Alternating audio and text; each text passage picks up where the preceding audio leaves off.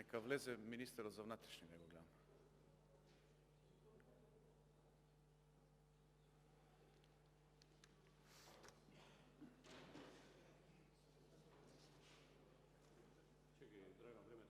Да. Добро, нема да земам 10 минути.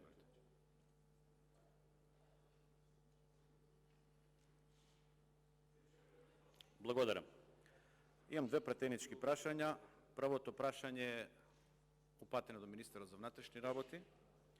Станува збор за една фирма која што добила тендер за храна во Министерството за внатрешни работи, фирма која добила грант од државата за изградба на фабрика од оваа влада и добива тендери во рекордни 13 милиони евра.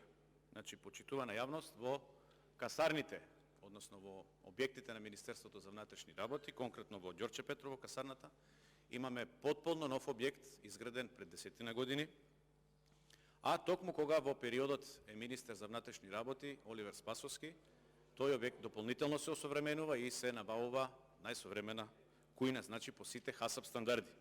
Истото е и со Центарот за обука во Идризово. Значи имаме нови кујни со нова најсовремена опрема за приготвување и складирање на храна.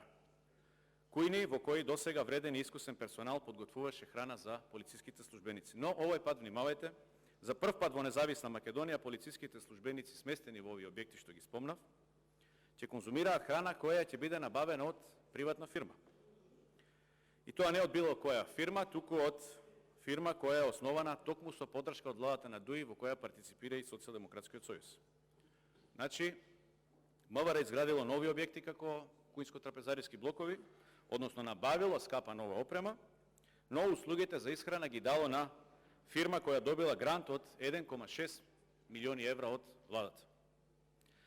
На поставувањето на камен темелникот на погонот, односно на фабриката, на истата, во Газибаба бил присутен и министерот за внатрешни работи. Со двата тендери на Министерството за внатрешни работи од речиси 13 милиони евра, во кои за период од 36 месеци, оваа компанија Industry Service во просек може да наплати до 4,5 милиони евра. И тоа е речиси за 1/3 повеќе, односно пари за во однос на минатата година кога МВР дало, односно потрошило околу 3,3 милиони евра за храна.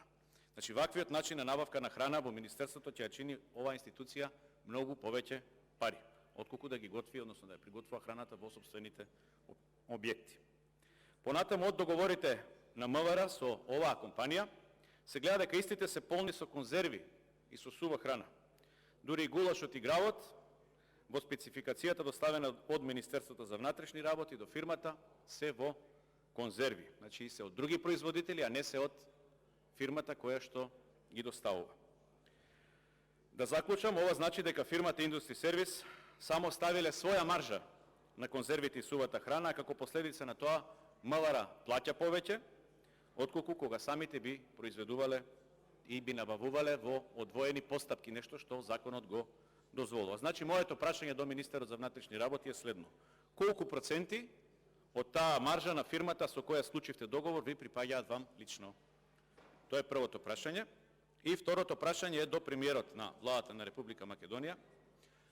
Во изминатиот период имавме можност да видиме како се случуваат бегства од затворите, како на филм, значи со добро вооружени лица, со употреба на огнено оружје, со помош од внатре. Македонија во моментов е земја со најголем број на бегства од затвори во Европа, на просек од 10.000 затвореници имаме околу 700, само за споредба Албанија има 0, Црна Гора има 0, Словенија има 0, Шпанија има 2, Бугарија има 8 и така натаму. Ние имаме 690-700. Значи имаме тотална нефункционалност на системот, поради корупција или неспособност, или пак комбинација од овие двете. Нема безбедносен скандал во Македонија, нема криминал, нема криминалец кој што нема конекција со Социјалдемократскиот сојуз на Македонија. Системот за казни и ресоциализација е продолжена рака на корумпираното МВР и Министерството за правда. Последното актуелно бегство на затвореник, ладнокрвен убиец, се случува со насилство, пукање, ранети полицајци и неминовно во дослуг со службите. Командир на смената на затворска полиција, лице кое е претходно избркано од Министерството за внатрешни поради корупција, е близко на Социјалдемократскиот сојуз. Без никакви безбедносни проверки, повторно го вработуваат во правда и го унапредуваат во командир.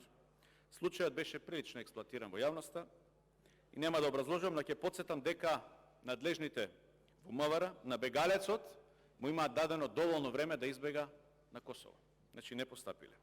Исто така во јавност излегоа снимки на истиот овој командир на оваа смена, кој на само неколку дена пред настанот објавува слика на Фејсбук со генералниот секретар на партијата на власт, Социјалдемократскиот сојуз, со Миле Зечевиќ. И објавува со шефот до крај. Кој е сценарист, организатор и извршител на бегството, јас нема да навлегувам, меѓутоа индициите говорат сами за себе. Пред 2 дена медиумите објавија за уште едно бегство од затвор, овој пат од Шутка.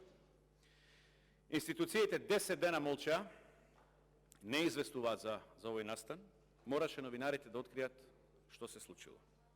И повторно станува збор за лице кое наменски било преместено во полуотворен оддел, за да може да избега, иако имало 16 неправосилни судски пресуди. Значи чекале правосилност. Истото ова лице може да се види на некои фотографии на социјалните мрежи со актуелни и поранешни политичари.